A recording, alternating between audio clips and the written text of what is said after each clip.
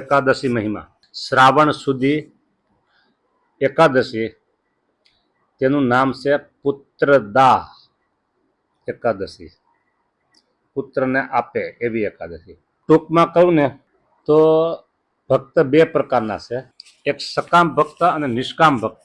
સકામ ભક્તને આ લોકની કંઈક ને કંઈક ઈચ્છાઓ રહે છે, તો એવી ઈચ્છા પ્રાપ્ત થાય તો એને માટે આ એકાદશી એને સફળ પડે. આપણે એવું નથી કહેવું કે તમે નિષ્કામ ભાવથી જ એકાદશીનું વ્રત કરો. હજી પહેલું પગથિયું, બીજું પગથિયું, ચોથું પગથિયું, 10મું પગથિયું એમ ચડતા હોય સત્સંગમાં, તો એને હજી ઘણી બધી અપેક્ષાઓ હોય આ લોકની. એ અપેક્ષાઓ લઈને એકાદશી વ્રત કરે તો ભગવાન એના મનોરથ પૂરા કર્યા.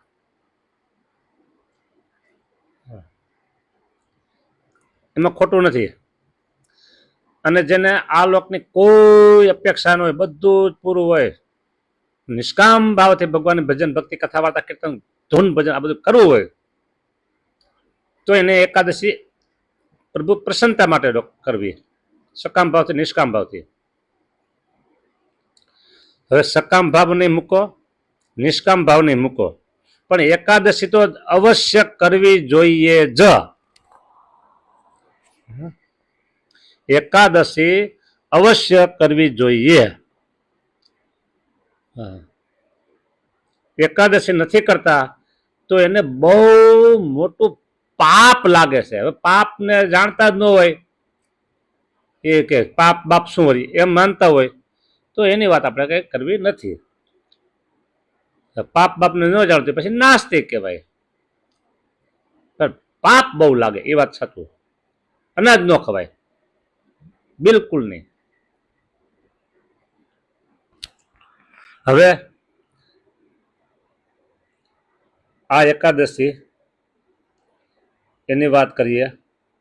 શ્રાવણ સુધી પુત્રદા એકાદશી. આ એકાદશીનું બીજું નામ છે પવિત્રા એકાદશી.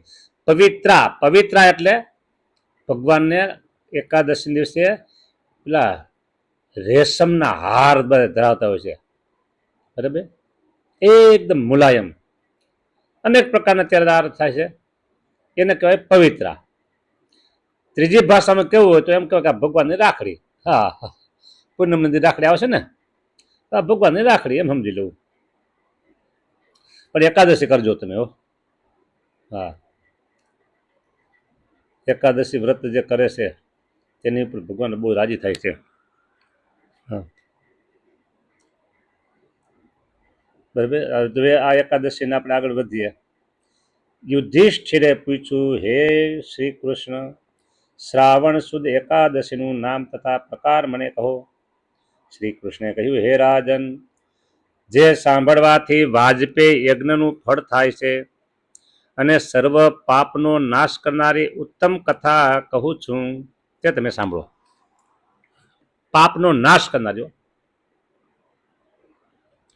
પૂર્વે લાખો વર્ષ પહેલા દ્વાપર યુગના પ્રારંભમાં માહિષ્મતી નગરીમાં મહિજીત નામનો રાજા રાજ્ય કરતો હતો. તે પુત્ર રહિત હોવાથી રાજકાજમાં મન લાગતું ન હતું. ઘણા ઉપાયો કર્યા છતાં પુત્ર પ્રાપ્તિ ન થતા અને હવે ગઢપણ આવેલું જોઈ ચિંતા થવા લાગી. રાજાએ સભામાં જઈ પ્રજાની વચ્ચે કહ્યું કે મેં આ જન્મમાં કંઈ પાપ કર્યું નથી, બ્રાહ્મણ કે દેવનું દ્રવ્ય લીધું નથી, પૂજાનું પુત્રવત પાલન કર્યું છે, પ્રજાનું પુત્રવત પાલન કર્યું છે, શિષ્ટ લોકોનો સત્કાર કર્યો છે. તો હે બ્રાહ્મણો, એવી રીતે હું ધર્મથી ચાલું છું, છતાં જો કયા કારણથી મને પુત્રની પ્રાપ્તિ થતી નથી, તેનો આપ વિચાર કરો. રાજાના વચનો સાંભળી બ્રાહ્મણો રાજાના પુરોહિત અને પ્રજા મળી ઘોર વનમાં ગયા. ઋષિઓના આશ્રમો જોવા લાગ્યા. ત્યાં ઘોર વનમાં લોમશ ઋષિ તપ કરતા જોવામાં આવ્યા. ઋષિ નિરાહાર હતા. ધર્મના તત્વને જાણનારા હતા, શાસ્ત્રોમાં પ્રવીણ અને બ્રહ્મ જ્ઞાની હતા. વળી એ ઋષિ ભૂત ભવિષ્ય અને વર્તમાન જાણનારા હતા. જુઓ એમ છે ને, ઋષિ મુનિ જાણતા હતા એવું આ જાણે છે. લોમશ ઋષિ તપ કરતા જોવામાં આવ્યા, ભૂત ભવિષ્ય જાણે છે ઋષિ મુનિઓ. સઘળા આવેલા જનોએ મુનિરાજને યથા યોગ્ય પ્રણામ કર્યા. પછી બોલ્યા, તમે શા કારણે અહીં આવ્યા છો અને તમે મને કેમ વખાણો છો તે કહો. તમારું જેમ કલ્યાણ થશે તેમ હું તમને વર્તાવીશ કરીશ. અમારો જન્મ પરોપકાર માટે છે, એમાં સંશય નથી.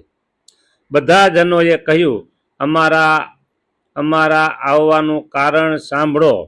એક સંશય દૂર કરવા માટે અમે આપની પાસે આવ્યા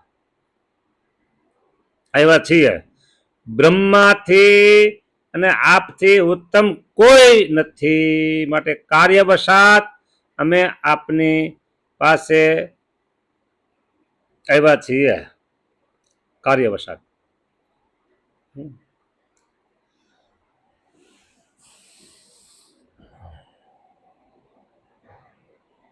હે મહારાજ, હાલ મહિજીત નામના અમારા રાજા છે, પણ તેમને પુત્ર નથી. બોલો, તેમને પુત્ર નથી, તેથી ચિંતામાં રહે છે.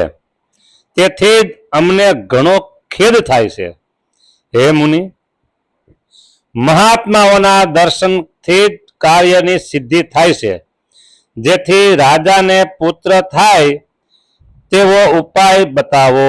મુનિરાજે ક્ષણવાર ધ્યાન ધર્યું અને રાજાની પૂર્વ જન્મની હકીકત કહેવા લાગ્યા.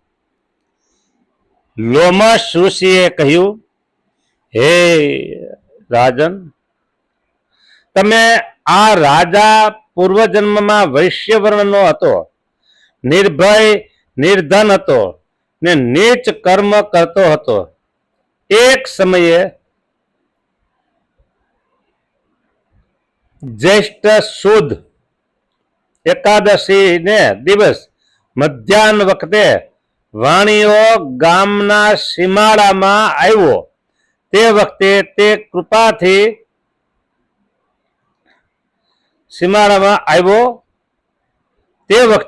તે તૃષાથી વ્યાકુળ થયો હતો.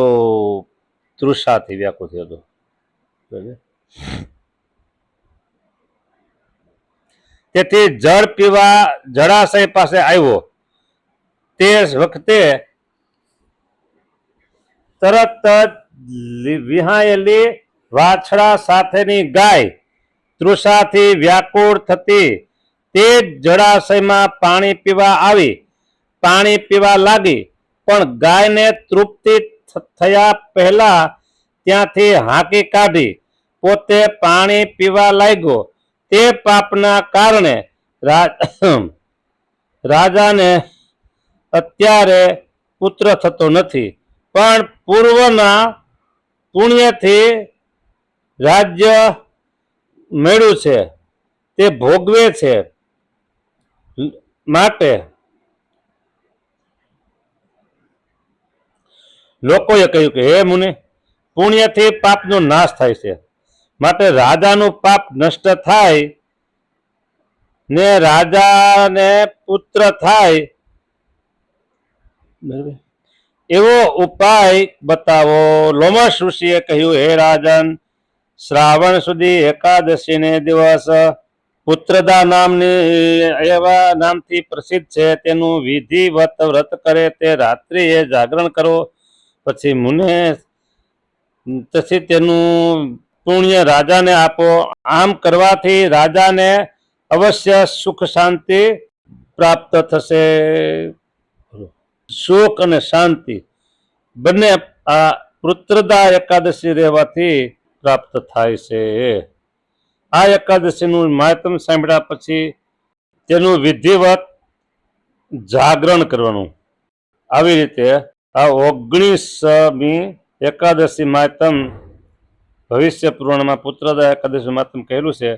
ઇતિ શ્રી ભવિષ્યોત્તર પુરાણે શ્રાવણ શુક્લ એકાદશી પુત્રદા નામ માતમ સંપૂર્ણ. સહજાનંદ સ્વામી મહારાજની જય.